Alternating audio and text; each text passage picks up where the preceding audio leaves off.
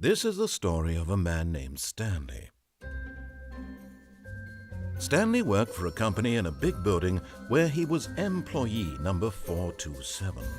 Employee number 427's job was simple. He sat at his desk in room 427 and he pushed buttons on a keyboard.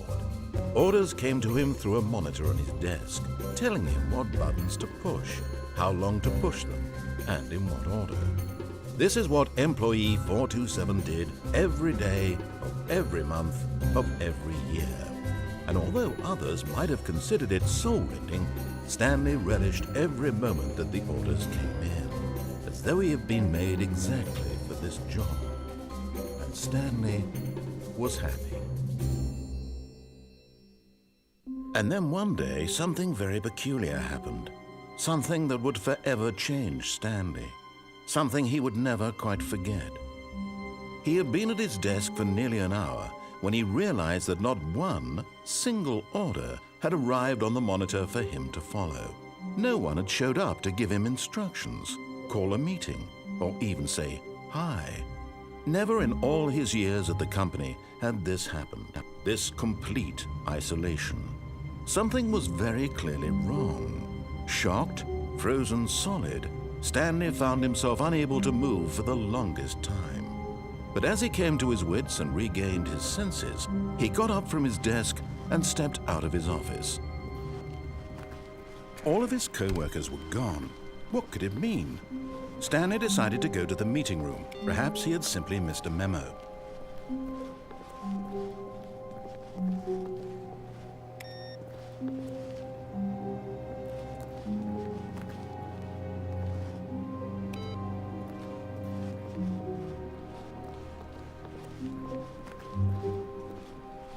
When Stanley came to a set of 2 open doors, he entered the door on his left.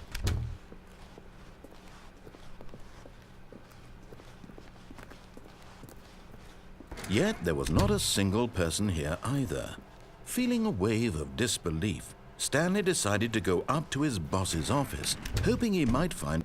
Stanley stepped into the broom closet, but there was nothing here, so he turned around and got back on track.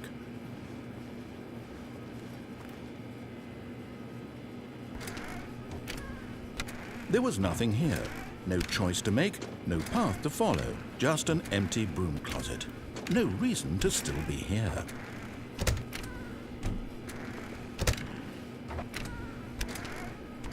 It was baffling that Stanley was still just sitting in the broom closet. He wasn't even doing anything. At least if there was something to interact with, he'd be justified in some way. As it is, he's literally just standing there doing sweet FA.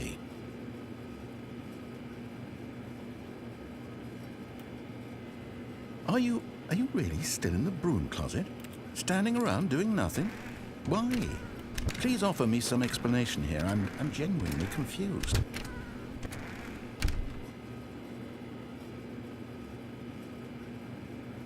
You do realize there's no choice or anything in here, right? If I'd said Stanley walked past the broom closet, at least you would have had a reason for exploring it to find out. But it didn't even occur to me because literally this closet is of absolutely no significance to the story whatsoever.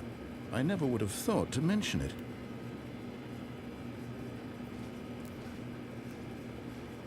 Maybe to you this is somehow its own branching path. Maybe when you go talk about this with your friends you'll say, "Oh, did you get the broom closet ending? The broom closet ending was my favorite." I hope your friends find this concerning.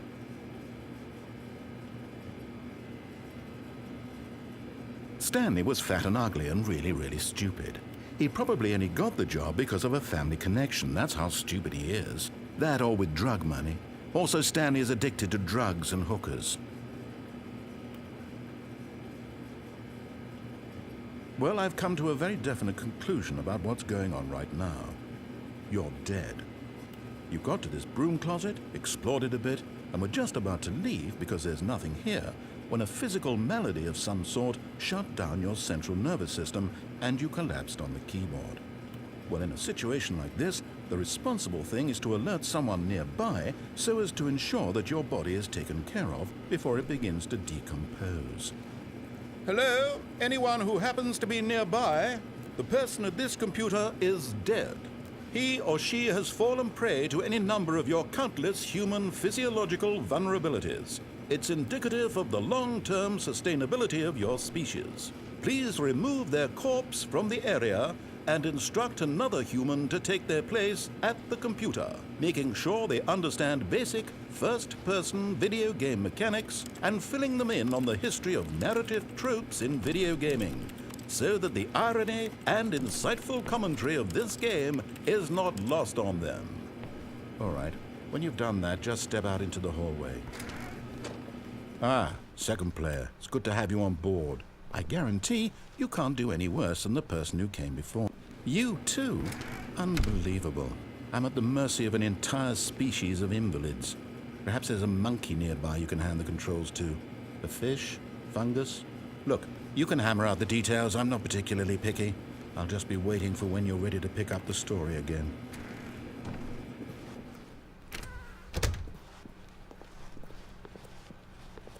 Coming to a staircase, Stanley walked upstairs to his boss's office.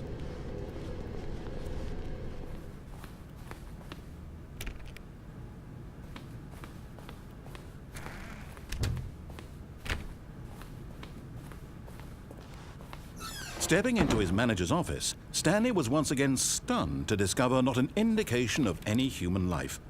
Shocked, unraveled, Stanley wondered in disbelief who orchestrated this. What dark secret was being held from him? What he could not have known was that the keypad behind the boss's desk guarded the terrible truth that his boss had been keeping from him.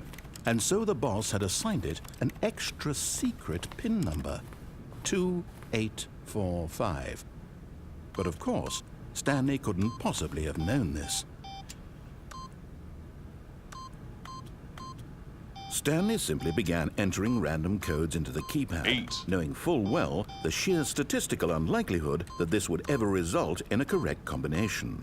If he knew that the combo was 2845, it would be another story entirely. But no, this is what he was going to do instead.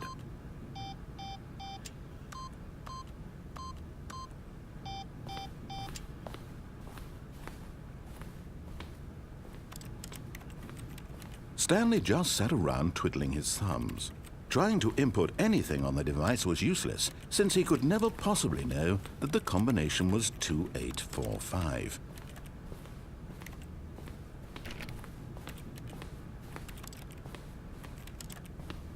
"2845.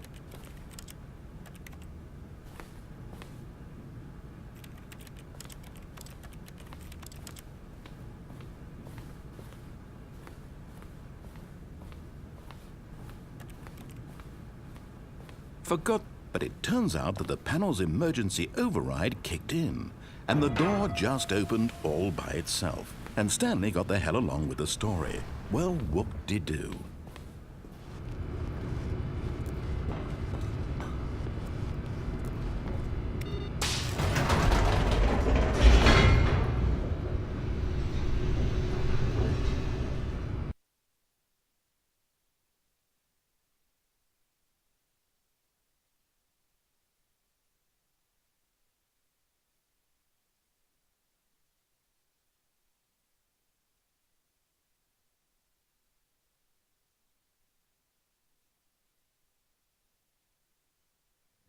Descending deeper into the building, Stanley realized he felt a bit peculiar.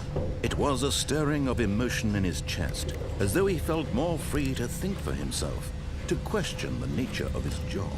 Why did he feel this now, when for years it had never occurred to him?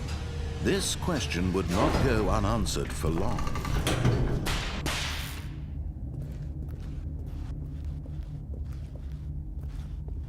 Stanley walked straight ahead through the large door that read Mind Control Facility.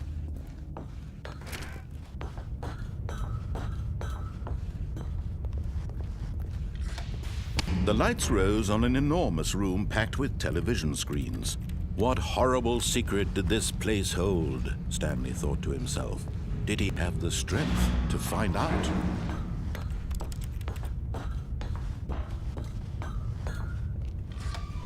Now the monitors jumped to life, their true nature revealed. Each bore the number of an employee in the building, Stanley's co-workers. The lives of so many individuals reduced to images on a screen, and Stanley, one of them, eternally monitored in this place where freedom meant nothing.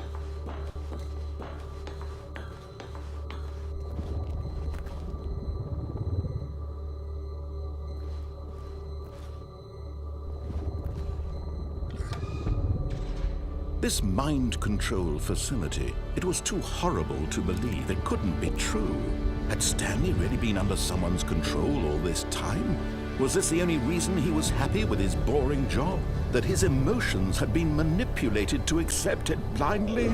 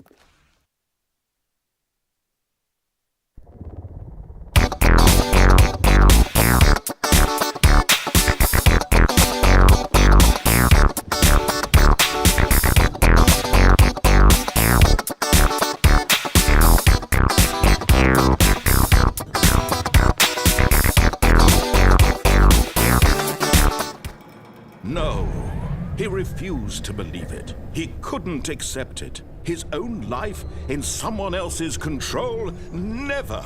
It was unthinkable. Wasn't it? Was it even possible? Had he truly spent his entire life utterly blind to the world? But here was the proof. The heart of the operation. Controls labeled with emotions. Happy, or sad, or content. Walking, eating, working, all of it monitored and commanded from this very place. And as the cold reality of his past began to sink in, Stanley decided that this machinery would never again exert its terrible power over another human life. For he would dismantle the controls once and for all.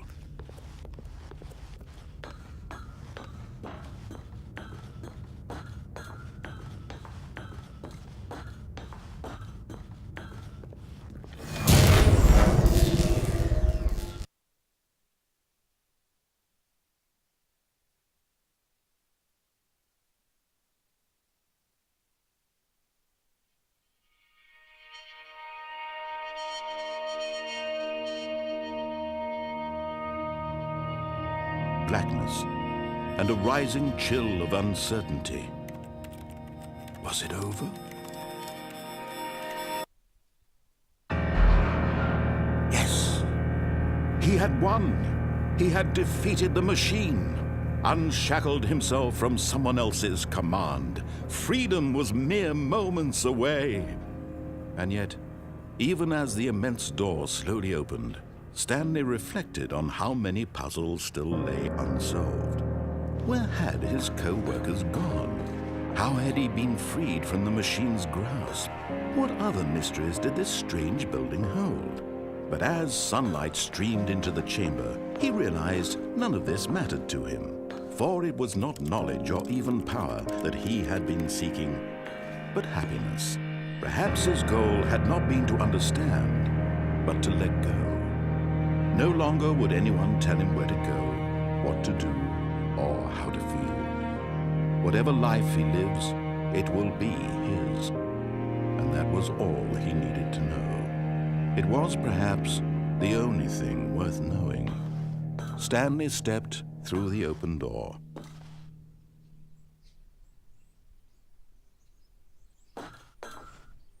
Stanley felt the cool breeze upon his skin.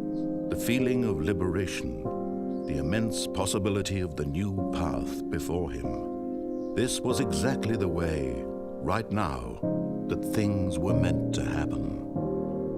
And Stanley was happy.